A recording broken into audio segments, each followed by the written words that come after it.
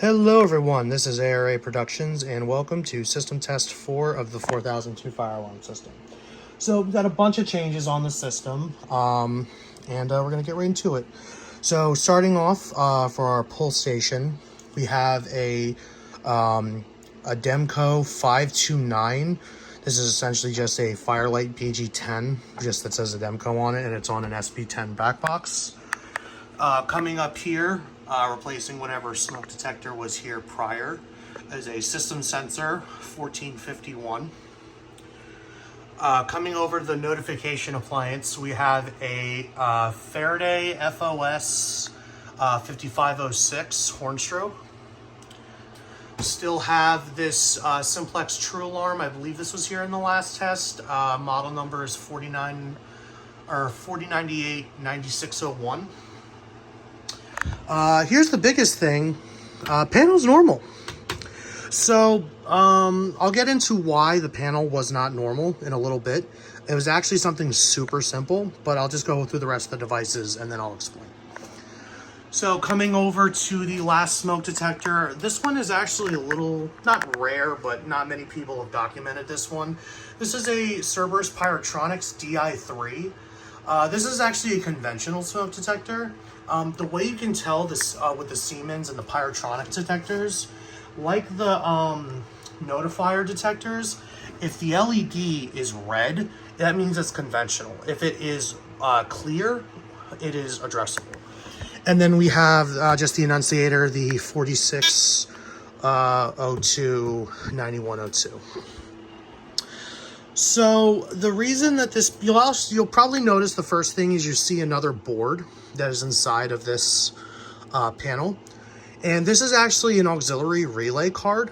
So that is actually what was causing the system to not function or to have that phantom trouble in it. So if you look here, there is a ribbon cable that is jumping from right here into here. And I'm not quite sure where the jumper is, but there's a jumper that is somewhere. It might be in under here. Let me see if I can find it. It should be jumper number J13. But it's essentially, if it can't find, oh yeah, right here. So if you see right there, there's a cut jumper right there. So what that jumper does is if there's any additional cards that are being used on the 4002, say for example that this card loses connection with the main board, it will then send a trouble to the system letting you know that the auxiliary card has lost its connection. So the reason why we didn't think of that is because when Simplex guy tested this panel originally, he had this auxiliary board on it and didn't even think of that. And then when he gave it to me, you know, we ended up running into issues. So, but system's normal now, can do the rest of the functions. So we are now going to get into this. I'm just going to put this cover back on because it's a bit of a pain to do with just one hand. So be right back. Okay, so what we're going to do to start off is we're going to do something that I've been wanting to do for a little while on this panel, is we're going to do a walk test. So for those of you who aren't sure how to do a walk test on a Simplex 4002, super easy. So there are two sets of dip switches here. You're going to go to the second set here, flip the first one right here. Or I'm sorry, I did the wrong one. Flip number 1 to off, and then you're going to do a system reset. And then once the system resets, you should get a system trouble and a city trouble. And that's how you know that the system's in walk test. So we are going to start by testing the BG10, and then the horn will pulse whichever zone is activated. So here we go.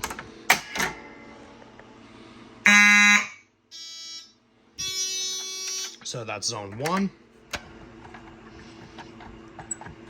Now, for those wondering, I'm still using the original hex screw. The housing for this pull station was damaged, which is why I actually replaced this pull station. a couple years ago. I don't want to damage the housing any further by using like a normal like machine screw, so I'm just sticking with this for now, and then if I need to put a washer on there, I can.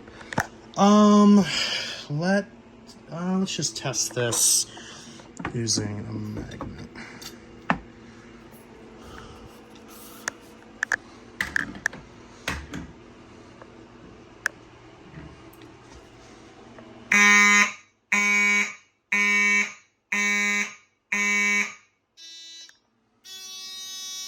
Okay, that was zone 5.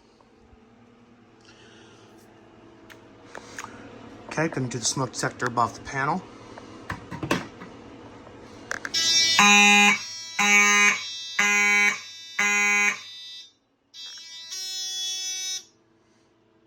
Now for this, for the Siemens detector, it doesn't have any type of remote testing feature, so I have to use smoke, and it is ionization. So that's what we're gonna do now.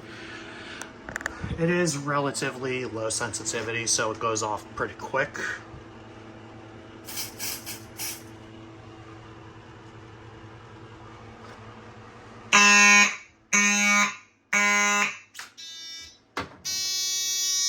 Okay, there's that. And before it goes off again, because I know it will. Out. So another thing I can already tell that people are going to be asking, I know in a SafeTech video, this panel had an annunciator like this, and this annunciator would keep beeping consistently while it was in trouble, or while it was in walk test. I think the reason why it's not doing that is because this is a newer 4002, and this is a newer annunciator. Like this even, so notice that I don't have the key in there, and I was able to leave it locked in the enabled position, so I can still use the functions. So that is it for the walk test. Well, so now to kick out a walk test, just turn that 1 back to on, and then reset the system again.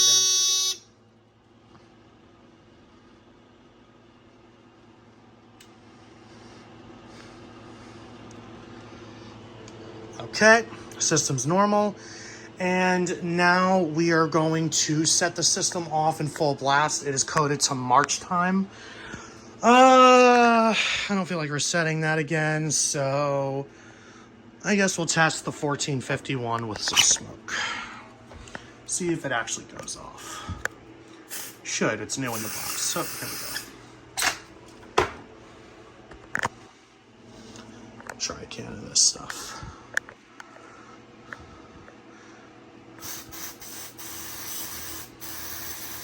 That should set it off.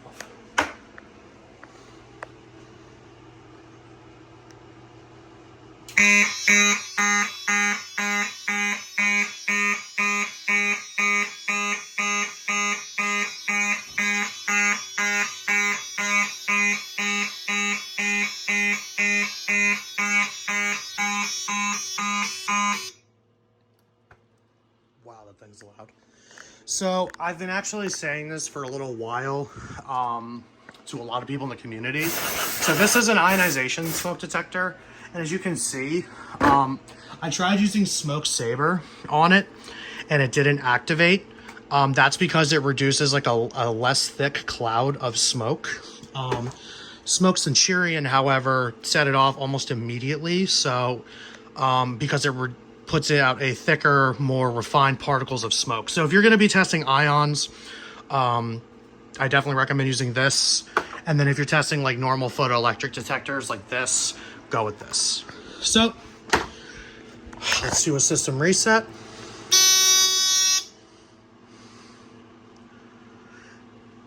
And initialization trouble, and we're back to normal. So I hope you guys enjoyed. Thanks for watching.